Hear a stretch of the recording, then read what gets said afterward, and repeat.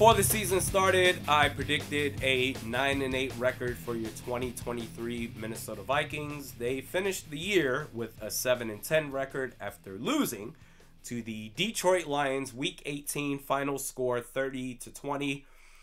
And after the Atlanta Falcons lost to the New Orleans Saints, for everybody on Team Tank, including myself, for this game, the 9th pick is out the window. At best, you're looking at 10th pick overall. We'll see what happens with Chicago. You need an upset with Chicago over Green Bay, as well as Vegas over the Denver Broncos. Also in this game, Justin Jefferson was 118 yards shy of a 1,000-yard season. He got 193 today. He's been in the league now for 4 years since being drafted out of LSU. And for 4 straight years, he's gotten at least 1,000 yards per season, despite missing this year 7 games dealing with a hamstring injury. Also in this game, and quite actually going back to Jefferson, if it were up to me, he wouldn't have played, because I feel like this was a game where you needed everything to go right for you to make the postseason. Even if you make the playoffs, you're not a good enough team to do anything in the playoffs. The risk of a potential injury for Jefferson at the end of the year is not worth it. But he played in that game against the Lions. He got 1,000 yards on the season, and he made it out scot-free. Good for him. Also in this game, Harrison Hitman Smith, likely we saw the last of him. This may be, I don't know if this is the last game of his career, but certainly the last game of his career wearing a Vikings jersey.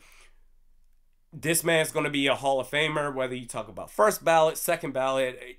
I'm going to leave that up to the birds. It doesn't matter to me. At some point, he's going to wear a gold jacket. The only Vikings jersey that I have is of 22. He's the greatest.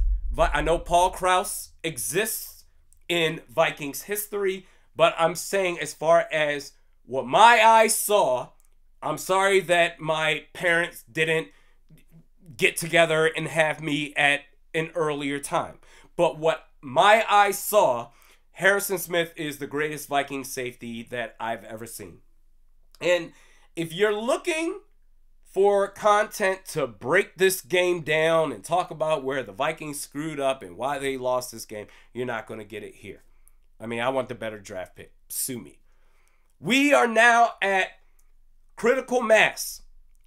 Just a standstill moment in this regime, this offseason and the regular season in 2024. This is a pivotal moment for this regime to show us that they are the guys that we can count upon going forward for the long haul.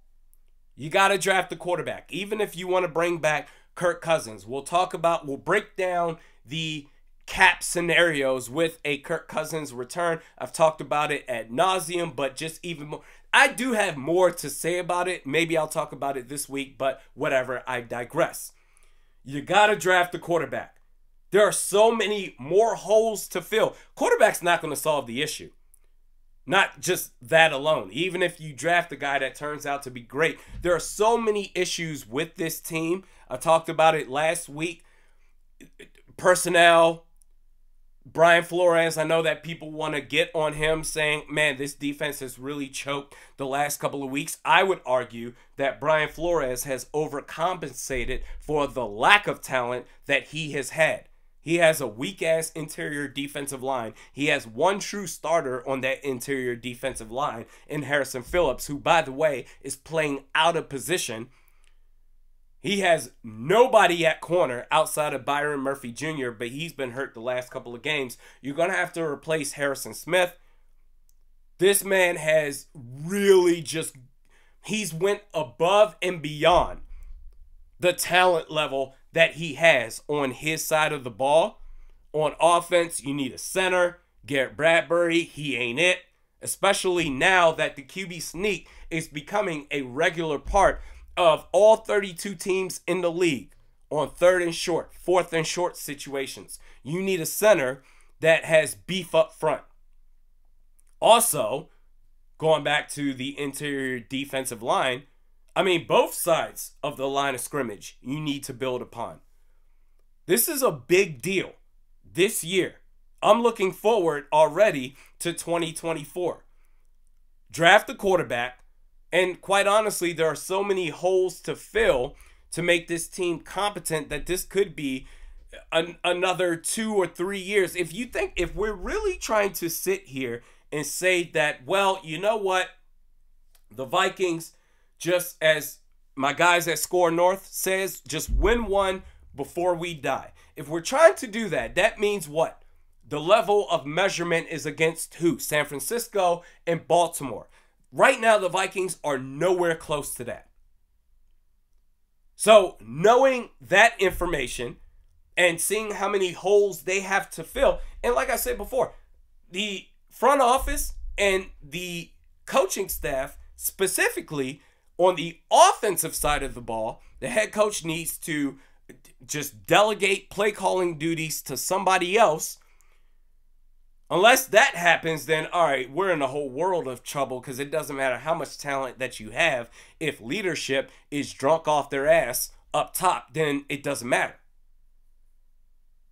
But this could be a 2 or 3 year project. Whether KOC and Kwesi Adofo-Mensah is going to be part of that, we'll have to see. But this year, this offseason, 2024, the regular season, we have to see something, because after 2 years, quite honestly, we haven't seen anything. No level of progression, nothing to feel good about.